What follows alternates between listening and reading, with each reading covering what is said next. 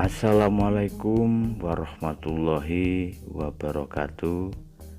Salam budaya. Alhamdulillah, pada kesempatan kali ini kita bisa bertemu kembali dengan pembelajaran online untuk anak-anakku, siswa-siswi SLTA MA dimanapun kalian berada, di mata pelajaran seni budaya, khususnya seni rupa. Tentu saya berharap anak-anakku semuanya sehat walafiat, tidak kurang apapun.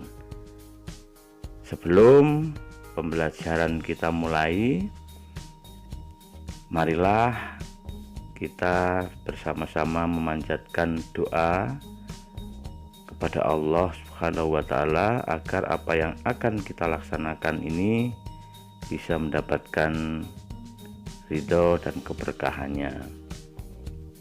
Untuk itu, kepada anak-anakku semua, berdoa disilahkan.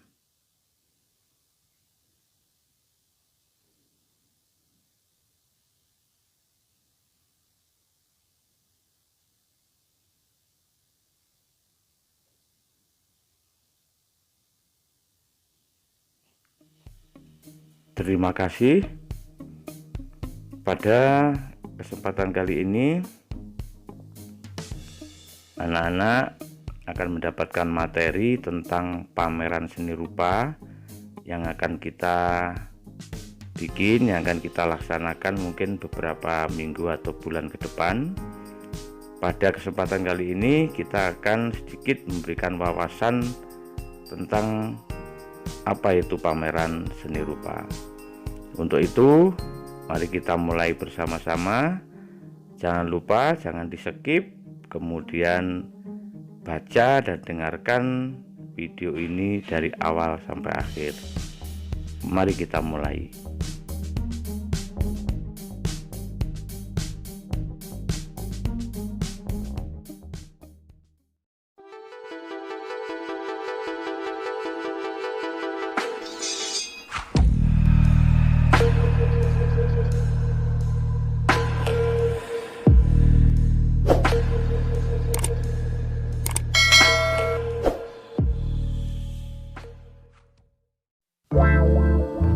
Baik, kita lanjutkan pada materi kita. Kali ini adalah pameran seni rupa kelas 11 pada semester genap ini.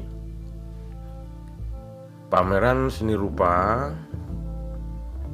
itu standar kompetensinya adalah mengapresiasi karya seni rupa, itu yang pertama. Kemudian mengekspresikan diri berkaitan dengan karya seni rupa.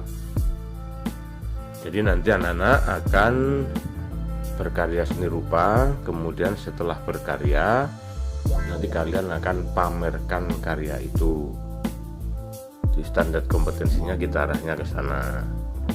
Kompetensi dasarnya adalah mengidentifikasi keunikan, gagasan, dan teknik dalam karya seni rupa terapan. Karya seni rupa terapan itu bisa diartikan adalah sebuah karya seni rupa yang mana nanti difungsikan. Jadi bukan murni tetapi difungsikan untuk sesuatu. Misalnya furnitur itu kan difungsikan, karya seni rupa yang difungsikan. Keramik, seni kriya ya. Kemudian menampilkan sikap apresiatif, nah ini ngapresiasi ya, terhadap keunikan gagasan dan teknik dalam karya seni rupa terapan di wilayah Nusantara. Kemudian mengidentifikasikan karya seni rupa terapan yang memanfaatkan berbagai teknik dan corak. Kemudian kompetensi dasar yang lain yaitu melaporkan pengamatan terhadap karya seni rupa terapan yang memanfaatkan teknik dan corak di wilayah Nusantara. Itu kompetensi dasarnya. Baik, kita lanjutkan. Sekarang kenapa kita harus pamerannya? Kegunaannya untuk apa kan begitu?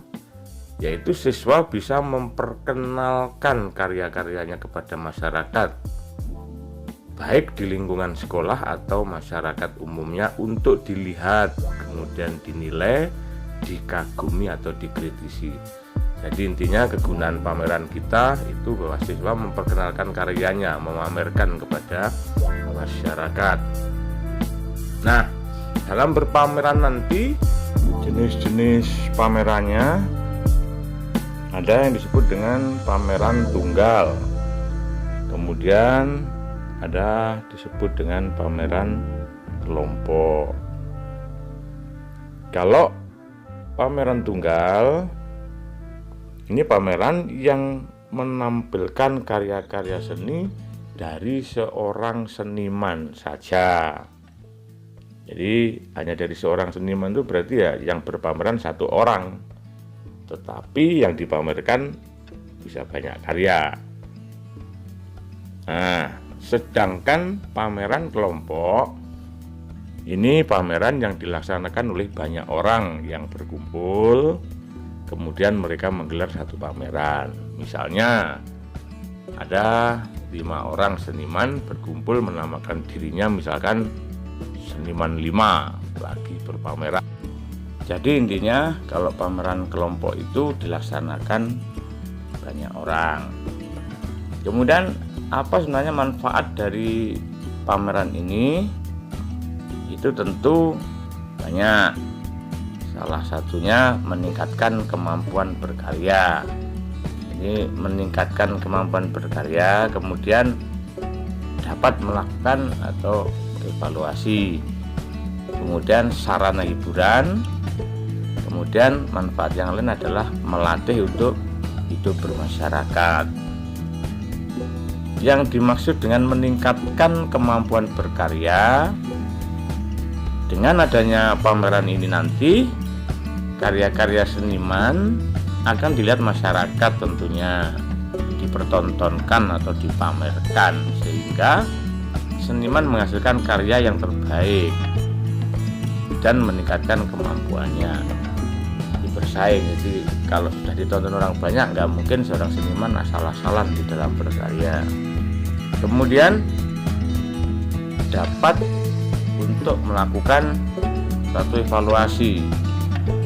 Ini dalam satu pameran karena terjadi penilaian mengenai berbagai unsur seni rupa, sehingga suatu saat pameran itu pasti akan mengevaluasi karyanya dan untuk mengerjakannya lagi yang lebih baik, karena di situ banyak kritikan, mungkin banyak masukan dari pengunjung. Kemudian manfaat yang lain ya sebagai hiburan. Jadi sebagai hiburan di sini dengan adanya pameran, orang itu melihat kemudian terhibur, empati ya, ada rasa senang, merasakan suka duka seperti layaknya nonton film gitu ya. Kemudian untuk melatih bermasyarakat, ini pameran ini merupakan kan kerja kelompok, tidak bisa pameran dilaksanakan sendiri meskipun itu namanya pameran tunggal. Pasti akan membentuk kelompok atau kepanitiaan, kemudian bekerja, ada yang tentang publikasi, ada yang menyiapkan kelengkapan pamerannya, sketsa, spanduk, gedung, makan dan seterusnya ya. Jadi ini melatih bermasyarakat, ada komunikasi, ada debat dan seterusnya. Jadi di situ yang disebutkan dengan manfaat dari berpameran. Nah, sekarang kita lanjutkan pada syarat pameran seni rupa, atau bisa dikatakan sebagai unsur-unsur yang harus ada dalam sebuah pameran seni rupa. Yang pertama itu adalah karya, kemudian penjaga, kemudian tempat atau ruang ya, kemudian display, kemudian publikasi. Nah, yang disebut dengan karya di sini itu adalah salah satunya ada lukisan, kemudian ada patung, ada kriya, atau mungkin ada desain. Ini karya yang dipamerkan. Nah, lukisannya contohnya seperti ini yang dipamerkan misalnya. Ini ada gambar perahu, ada lukisan perahu, ada gunung. Nah, itu yang disebut dengan lukisan. Kemudian yang dipamerkan lagi boleh seni kriya atau seni kerajinan tangan. Ini ada keramik, contohnya ada batik, ada ukir, ada anyam, dan lain-lainnya. Ini juga termasuk bisa dipamerkan. Kemudian ada desain. Desain ini biasanya lebih condong kepada teknologi, ya, teknologi informatika atau apa yang dengan desain-desain gambar ini bisa dipamerkan dalam suatu pameran. Oke, sekarang kita coba untuk melihat satu persatu yang disebut unsur-unsur pameran tadi, yaitu yang pertama penjaga. Penjaga ini tentu harus ada, kalau nggak ada bagaimana pameran ini bisa berlangsung dengan baik. Ya harus dijaga, tetapi bukan sembarang jaga seperti menjaga keamanan, tetapi di sini lebih pada fokus memberi pengertian, memberikan wawasan, menjawab pertanyaan-pertanyaan. Ini orang yang bertugas di tempat pameran, jadi dia harus memboi, ya. Ini yang disebut dengan penjaga. Dan orang penjaga pameran harus paham betul dengan seni rupa, dengan karya. Jadi memberikan informasi kepada pengunjung, kalau nggak paham ya nggak bisa, harus paham. Itu yang disebut dengan penjaga. Jadi itu. Kemudian tempat atau ruang itu, atau bisa disebut sebagai tempat untuk berpameran, ini banyak ya, bisa galeri, bisa hotel, bisa mall gitu ya, atau mungkin bisa gedung-gedung, itu bisa disewa untuk sebuah pameran seni rupa. Kalau galeri ini memang satu tempat yang khusus untuk memajang seni rupa. Nah, ini tempat bisa dilihat seperti itulah kurang lebihnya. Ini settingan untuk lukisan yang kecil-kecil ya. Ini hanya suatu contoh tempat atau ruang untuk berpameran. Nah, display ini hubungannya dengan penataan karya seni rupa yang akan dipamerkan. Kemudian menempatkan sesuai dengan jenis klasifikasi karyanya. Jadi kalau lukis ya dikumpulkan dengan lukisan, keramik dengan keramik, 3 dimensi dengan 3 dimensi, begitu. Oke, sekarang publikasi. Ini publikasi ini lebih condong menginformasikan kepada masyarakat atau memberikan pengumuman kepada masyarakat tentang adanya suatu pameran. Bisa melalui surat kabar, bisa melalui katalog ataupun poster. Kalau surat kabar ya semacam koran, kemudian kalau katalog ini adalah buku yang berisi informasi kepada seniman. Baik itu siapa seniman itu, sejarahnya, kemudian karya-karyanya. Di buku kecil ya, ada yang dikasihkan cuma-cuma, ada yang dijual. Kalau poster ini bisa ditempel, bisa sebagai pengumuman. Ini publikasi yang sifatnya mungkin bisa dikatakan sebagai publikasi yang manual, tetapi ada sekarang publikasi yang sifatnya sudah kepada yang lebih canggih, bisa lewat Facebook, IG, bisa lewat YouTube, bisa lewat WA dan seterusnya. Jadi itu sementara sedikit gambaran tentang yang akan kita lakukan, maksudnya yaitu melaksanakan kegiatan pameran. Tapi pameran ini akan bisa berlangsung dengan baik kalau kita akan berkarya dulu.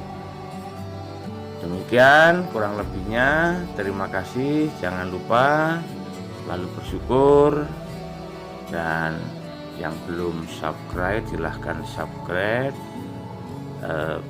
Terima kasih atas perhatiannya. Semoga bermanfaat. Wassalamualaikum warahmatullahi wabarakatuh.